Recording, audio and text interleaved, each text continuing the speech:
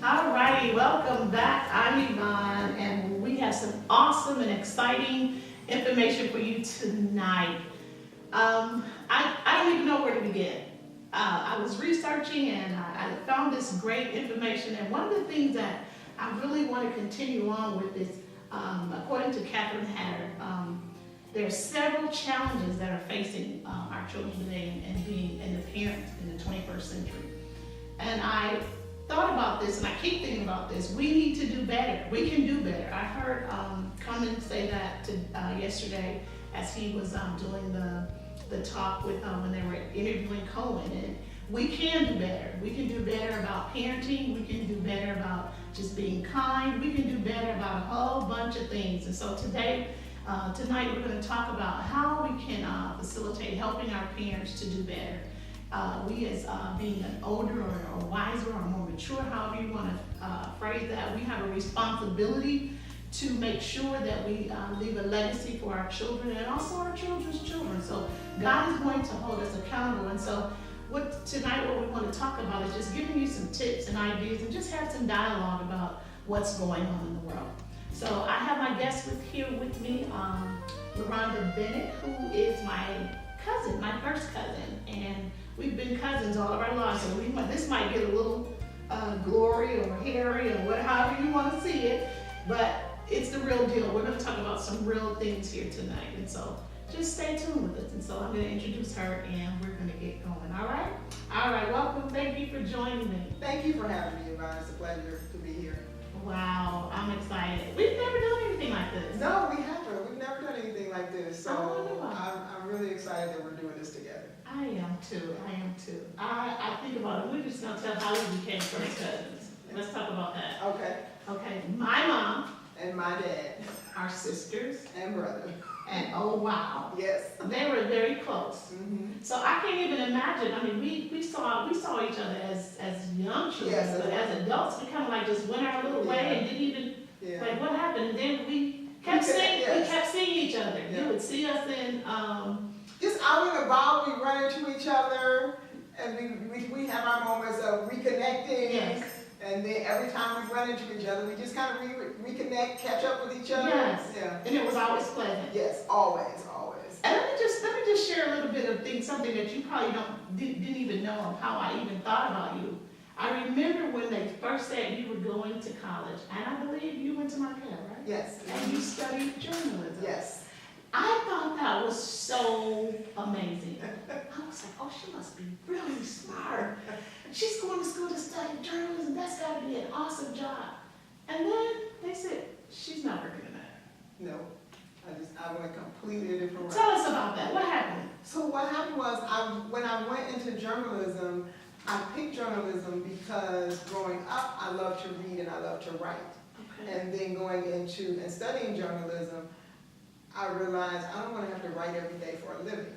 Okay. I want to do it for pleasure, as a release for myself in terms of just being writing and being creative. Okay. And so it was after I graduated from college, I worked for the YMCA as a program coordinator, and I took a position where I went overseas and lived in Germany for a year and worked at a boarding school. And when How do you know that? I worked for a year at a youth village that was a boarding school for children who were from war-torn countries around the world. And I helped teach English there for a year. And when I came back, I knew that teaching and going into education was what I wanted to do. So you've been there ever since? I've been there ever since. I've worked in education for 30 plus years now. Wow. In one shape, fashion, or form. Yeah. Let me just talk about another time when my husband was teaching over in Whittier. Yes, Whittier Elementary School. Whittier Elementary. And he had this picture. And I was like, that's my cousin. You've been teaching over at Whittier with her all this time. He was just like, that's your cousin? I was like, yes, that is my amazing, awesome, wonderful, intelligent, beautiful, exciting cousin. He was just looking at me like, wow, I didn't know you had a cousin like that. That sounds just like it. Yeah, I was like, shut up, what are you trying to say? But anyway, it's just been an amazing journey watching you. You know how people don't know Mhm. when we're watching one another. Right, but see the same thing, so you didn't know I was watching you. Uh-huh. And so that's the thing that about our relationship that is always so interesting, that's so special to me. So just like you were watching and you saw the things that I was doing and thinking it was amazing, I was watching and seeing the things that you were doing and going, wow, Evaughn doing this, Evaughn doing that. And so we were inspiring each other without even knowing it. Wow. But isn't that how life should be? Yeah. When we're talking about children and the challenges that they're having and that parents are having and that educators are having, we're supposed to be inspiring one another. Exactly. Not tearing one Each other another down, not looking at each other and saying, oh my God, they need help. Mm-hmm. We should be gleaning from one another, getting ideas and just building this great sense of wealth. Mm-hmm. And I don't mean just financial. Right, right. Academically. Mm-hmm. I think about how when we were young, Mm-hmm. it was not heard of that you would not finish high school. Oh, that wasn't an option to not finish. It just was not an option. That was an unspoken, You're non-negotiable. You're going to. Right, right, You're going to finish high school. right, right, But now, not so much. right. You find that employers are hiring young people without high school diplomas, and then they find out that they don't have it, and then it's a disaster. Mm-hmm, mm-hmm. So what I want to talk about truly tonight is those communication challenges. And communication challenges in terms of, you know, where we are today, in terms of expectations for our children. I think, you know, parenting now compared to when we started out as parents, our parents parenting us, there's just so much more I think that parents have to combat in terms of getting their children's attention and keeping their children's attention and focus on a specific path.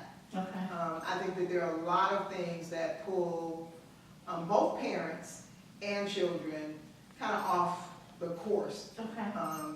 so to speak. Okay. So And I want to piggyback on this. Statistically, when I was doing my research, I found out that about 85% of children nowadays between the ages of, I think it was 8 and 17, have a smartphone or some type of apparatus that keeps their attentions where parents are not necessarily monitoring them. I mean, I know that they have all these control systems in place at school. However, in the homes, where children are now becoming prey to predators because children need to be monitored way more than they did when we were growing up. right. And so I thank you for saying that because we are off course.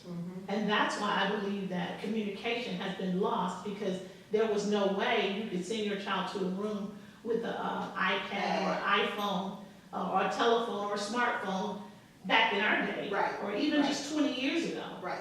The parents wouldn't allow it. And first of all, they're definitely not going to buy $1,000 phone for a child to play with. Right. I find that to just be like, what are you doing? I think, you know, when I think about, you know, parenting today, you know, when we were coming up, you know, our parents we didn't have all the media, we didn't have all these other things to entice children with. Yes. And to have children compare themselves to others with. And today there's so much out there that for kids to be able to say, well, my friends have, or why don't we have, or So peer pressure. it's a lot of peer pressure, and I think parents fall into that peer pressure unknowingly in terms of feeling as though they have to provide for their child what someone else has provided for their child in the material sense. And I think we've moved away from what have the children done to earn the things that they're asking for, to earn the things that they have. There's a lot of, if they want, they get. So, you know, I see this sense of parents feeling obligated to get their children the things that they want. I hear a lot of times parents saying they want their children to have the things that they didn't have, without this sense of that children what have they done to earn some of the things that they have? Yes. And that children aren't necessarily entitled to it, and what does that mindset of we have to always give our kids something, Absolutely. what does that mindset then create for children in terms of their expectancy, in terms of what they're going to expect as adults? Yes. And also, let's go back to entitlement. We don't owe our children anything but love. Right. And to teach them to be responsible and to earn those things Right. that they want. Right. So if you're giving them $1,000 cell phones now at 8, how are you going to keep their attention, you know, even afford to give them those things when they turn 13, 14, and 15, because the prize is going to have to become bigger. Right. So at 16, what do you get? A Right. Mercedes? Right. The goal line keeps moving. Yes, it does, it does. So you tell me, what are some of the communication challenges that you're seeing as an educator from the home, between the parents and the system, the school system? A lot of the challenges that we see are, you know, let's be real, you know, being realistic. Like parents work. You know, your parents who work, they have responsibility, they have obligations that they have to deal with beyond the walls of school. Yes. And where we see a lot of that is, you know, in terms of, I think, struggles between parents and their children and their relationship is, you have many parents who are just overtaxed. Okay, that's good. In That's terms good. of just what it takes to make it in today's world. Okay. Just financially, emotionally, you have a lot of parents who are just taxed. Okay. You have a lot of single parents, and even if you have dual parent households, just all of the things that this current world puts in front of us, presents us when we walk outside our door, that impacts parenting. It does. And it impacts it in a variety of ways. It does. So I see a lot of parents constantly looking for that balance. Okay. Trying to meet their own personal needs Yes. and meet the needs of their children. Absolutely. Yeah. I can definitely see it, and I can see that, you know, we need more intervention from grandparents and aunties to help lift the load of those single parents. I know now, because we're in this get mine age, I gotta get mine.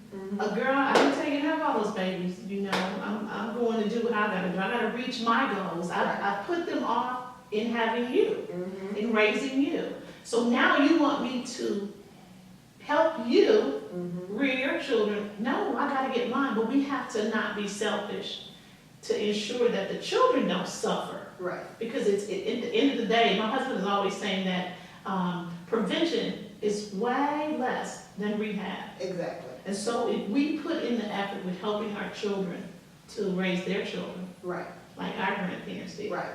then we're gonna see a lot less devastation Right. Exactly. in our children. Right. And I can speak on that just from a personal perspective. I have one of my nieces who is a single parent. She has twins, and we just understood collectively as part of her immediate family that she was going to need a lot of support. Yes. And so, yes, that means on some level we make sacrifices. I'm an adult with an adult child. I don't have any little children anymore, but to help her be the best parent that she can possibly be, that meant we were going to make some personal sacrifices to help her on her parenting journey. Yes. And so those types of things still matter. The extended family still matters in terms of helping with the rearing of our children. We so moved away from that concept of when you and I grew up and our neighbors could say something to us as children if they saw us get out of pocket. Yeah, you probably get out of pocket. Yes. Let's see what happens. So, we grew up in that generation where our neighbors could say something to us. Absolutely. And that was just that. There was do you think we can still do that now? That era has pretty much gone by the wayside.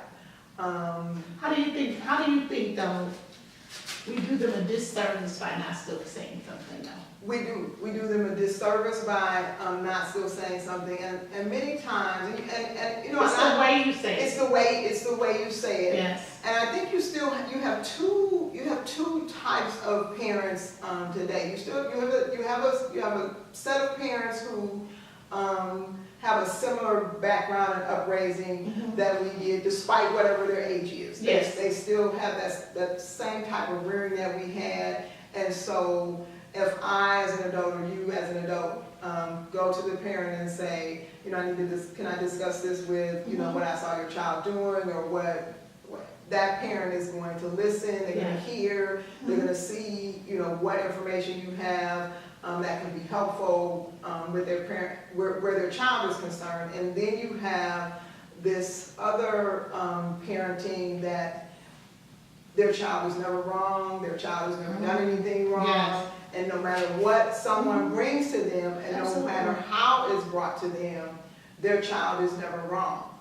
And I remember having a conversation with a parent one time, and I was saying, you know, and you know, it's about a son, middle school aged son, and I was like, you have to move from a place of being in protect mode to prepare mode. Yes. And I think oftentimes, because we are, and I want to try to frame it in this context, because we see so much of what can happen to our children Yes. when they step outside of home, we are always in protect mode Okay, that's good. for our children. That's We good. are So always protect right, mode and prepare mode. and prepare mode. And so I talk with parents about, you have to move out of protect mode, and you have to prepare. Okay. You have to prepare them for what they're going to encounter outside of your home.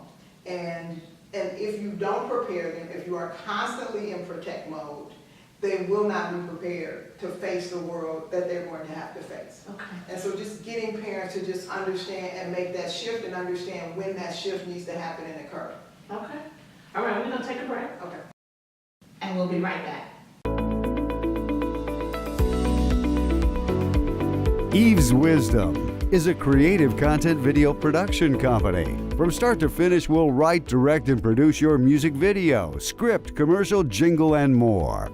Email or call us at hievaughn@gmail.com or 414-617-2517 for a free consultation. Eve's Wisdom, bringing your vision to life.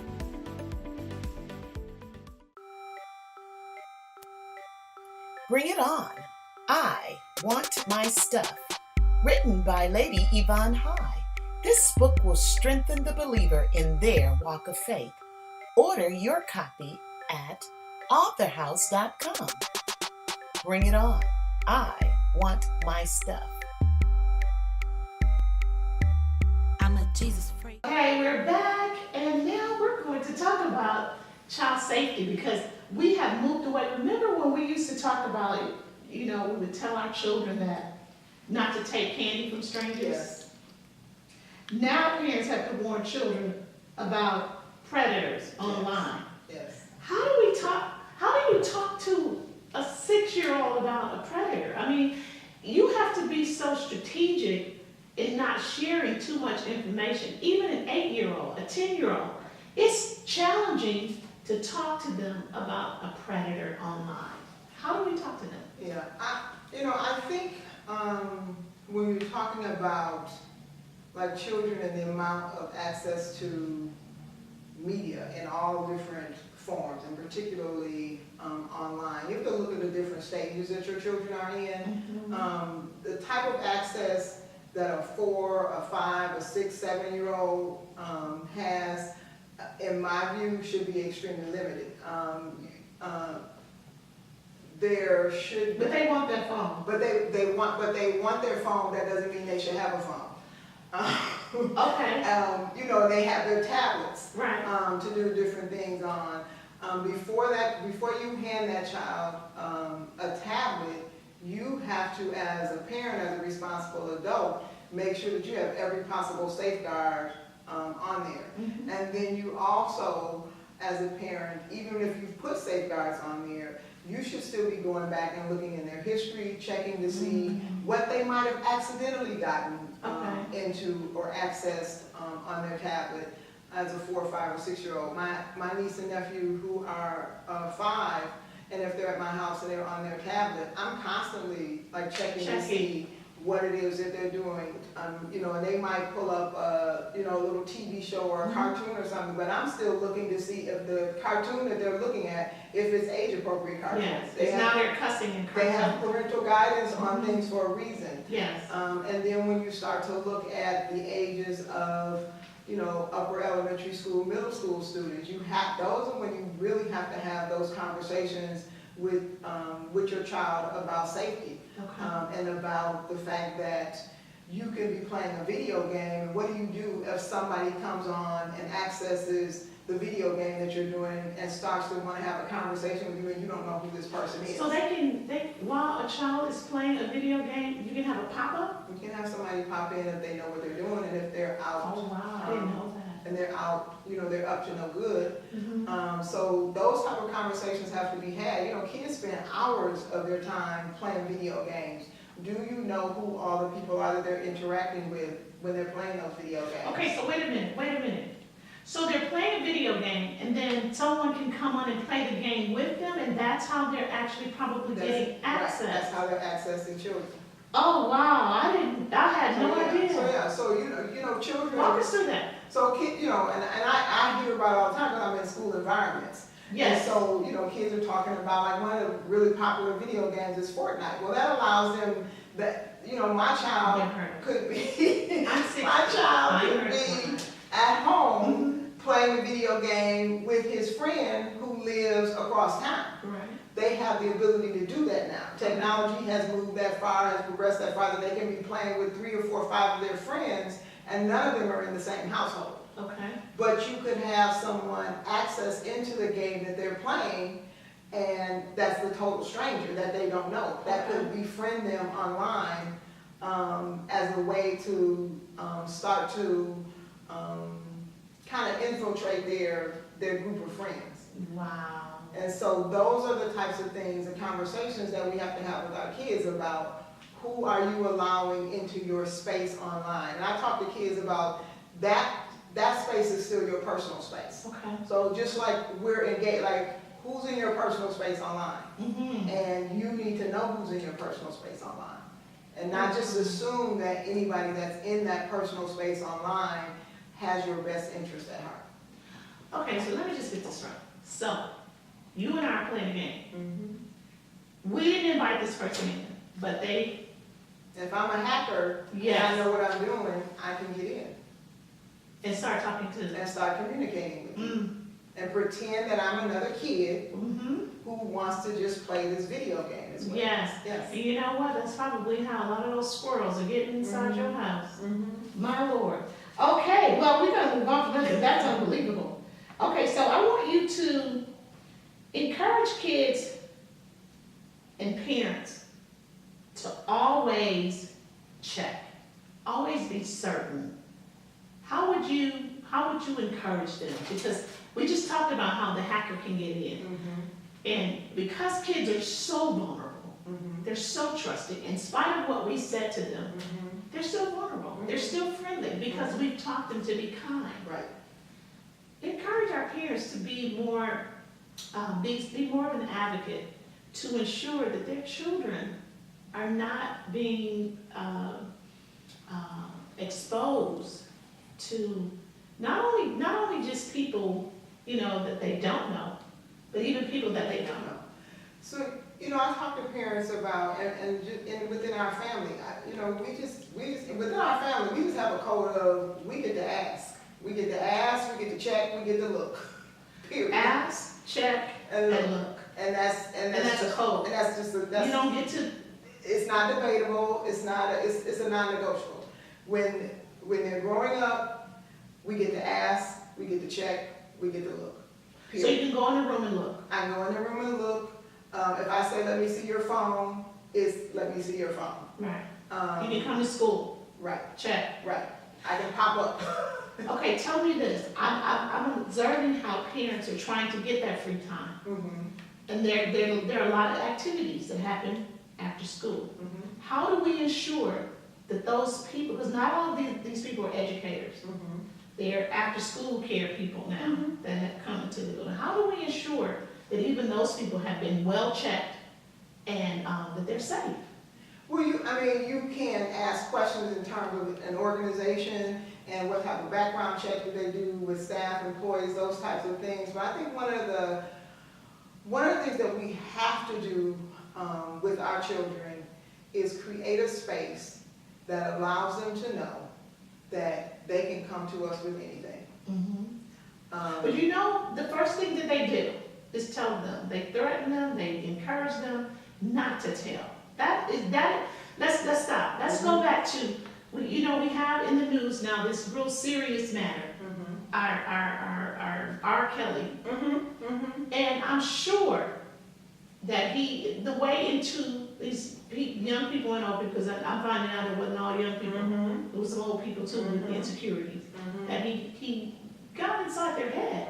It seems as though it's so easy for someone to undo what you already safeguarded or thought you safeguarded, put in place. It seems like that's real easy to undo.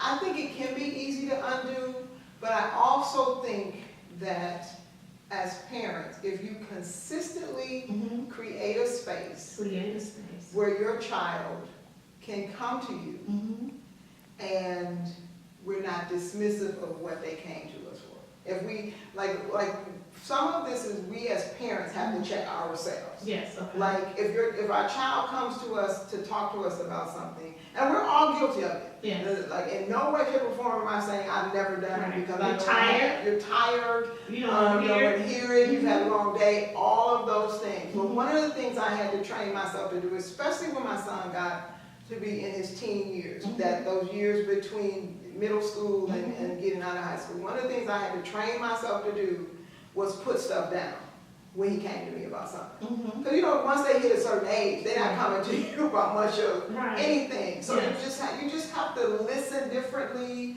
and you just have pay to attention as well. well. You have to pay attention. You have to be observant. You have to listen differently, so that when they do come to you, you take the time to hear. You take the time to listen. Because what happens is if we don't, and I learned this from experience myself, what happens is if you don't take the time to listen, if you don't take the time to hear, they stop coming to you. Absolutely.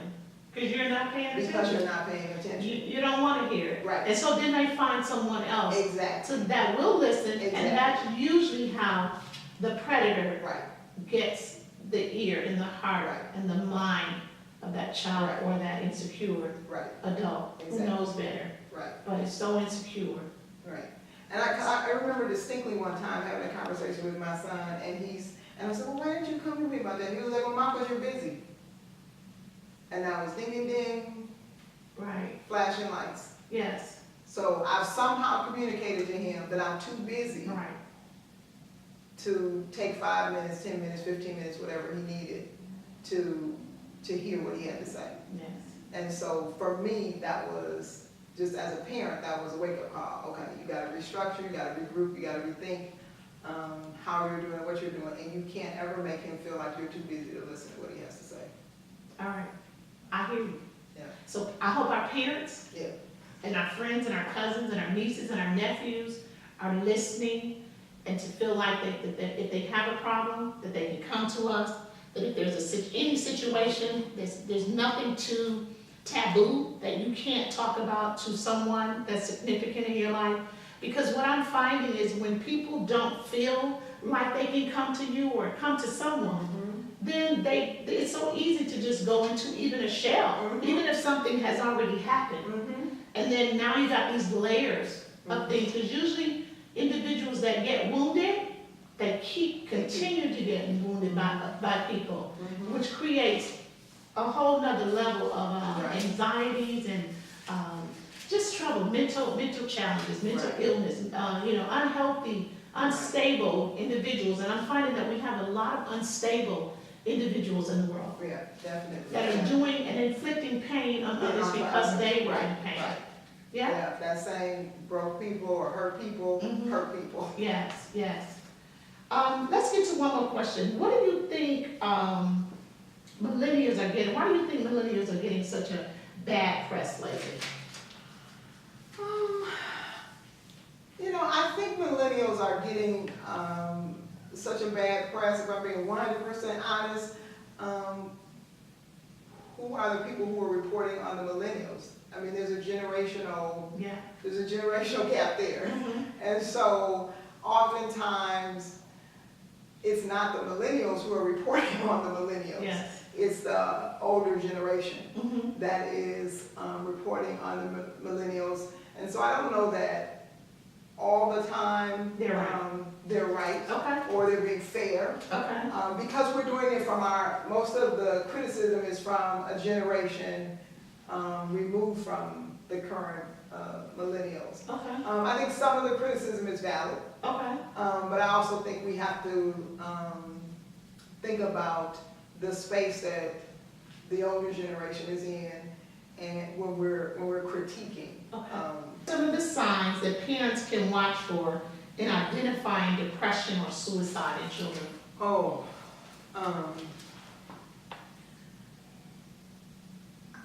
When you notice the behavior of your child change, and sometimes there are changes that are drastic changes, Mhm. and sometimes they're just gradual changes. Mhm. If your child typically is not a loner, and then all of a sudden they become a loner, or they're spending a lot of time in their room versus connecting to the people in the home that they live with, Mhm. or not wanting to participate in certain things that they once wanted to participate in.